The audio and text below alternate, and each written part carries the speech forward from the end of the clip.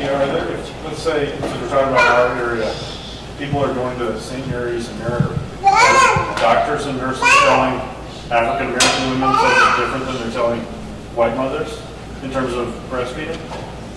That's a great question. So all I can speak to is my own anecdotal work and what I have witnessed, not only as a birthing person who has birthed 4 babies in this county, but also someone who has been to over 40 births. So what I've seen in my anecdotal work, because when I initially became a doula, I started my own private practice and realized that I only served a certain subset of our population. It tended to be wealthier Caucasian women. And when I worked with my community-based clients, for example, I started to notice a lot of discrepancies in the quality of care given in a prenatal visit or in a birth room or postpartum or even in a NICU.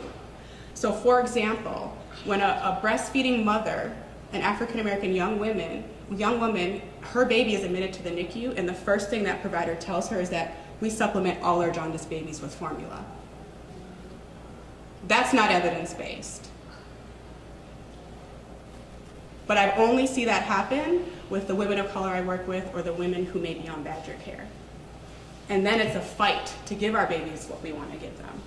When we should be all the more supporting that young African American women because we need to be equitable in our health practices. And because the data tells us that's where we need to be focusing. And if we truly want to be equitable, we're going to support that young woman to give that baby breast milk regardless. One of the things that I've noticed is that over the years, we have had some issues about supporting women of color in breastfeeding.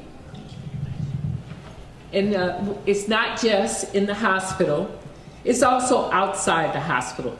In the clinic settings and pediatric offices, if a mother says, I'm having problems, does he get the lactation consultant to talk to the woman? Or does he say, you can always give formula?